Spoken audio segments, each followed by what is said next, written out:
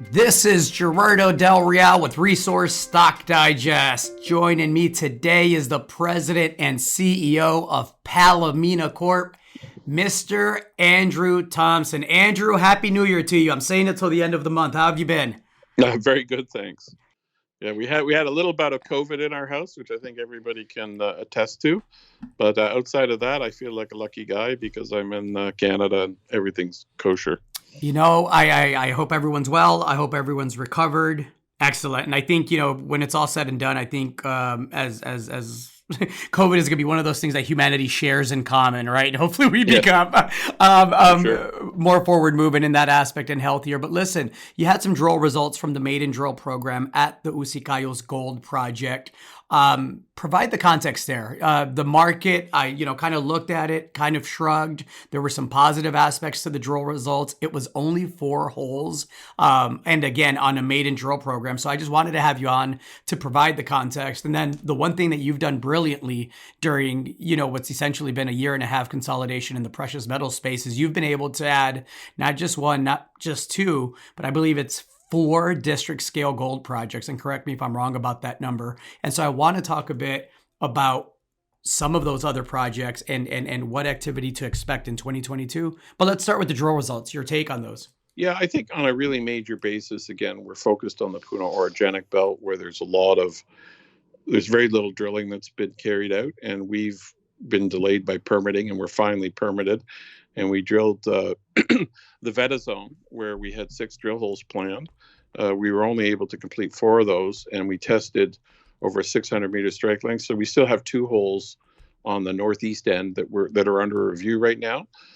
We did hit visible gold, and we did have a 24 meter intercept of a half gram, but we did not achieve our goal of hitting a high grade intercept. So that was really the disappointment that the markets is being reflected in the market now.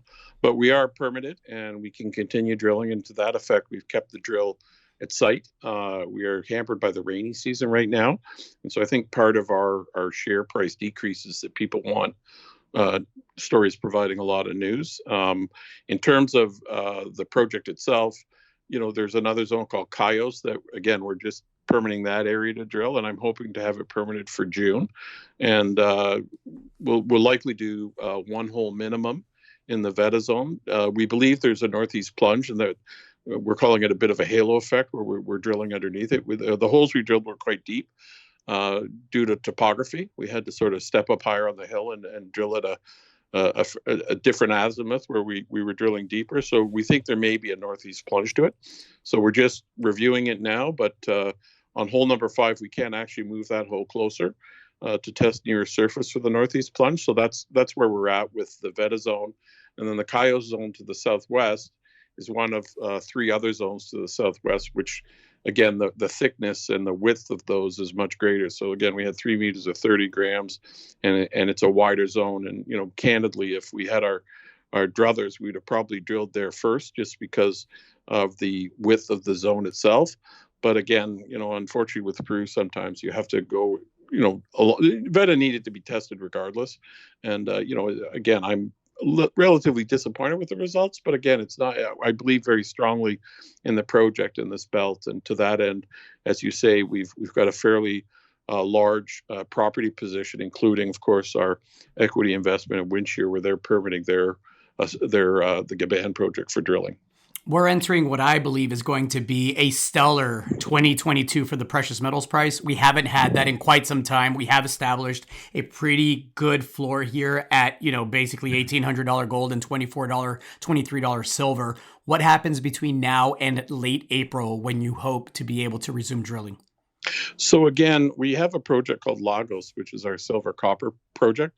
We don't say too much about it, but in the rainy season, we tend to work that property. We've had 1 offer on it.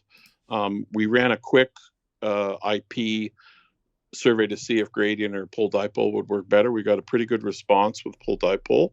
In that project, we also ran a trenching program. We're going to put results out on that fairly shortly. We've gotten the assays back, but we're going to bring that project forward. It's got much better infrastructure, and it's not restricted. The permitting there is quite simple because there isn't a big community presence, and so that will be permitted by May. So we're actually moving forward on that pretty quickly. At Usicayos, we're going back to surface and doing more measurements to sort of prove out this northeast trending, or the beta northeast plunge.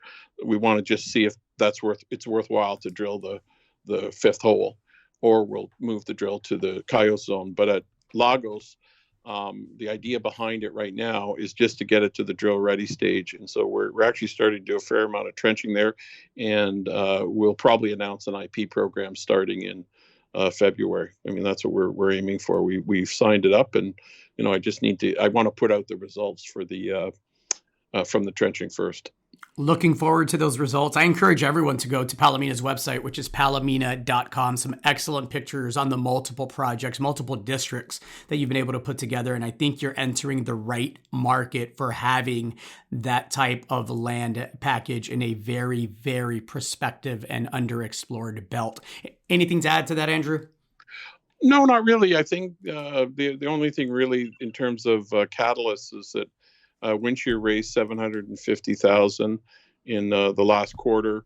We're looking to raise more money once the permitting is in place, but we are ready to go in terms of drilling the Gaban project. We also have the arbitration in Tanzania. We're going to see a resolution to that in February of 2023 in terms of a judgment. So that's coming up.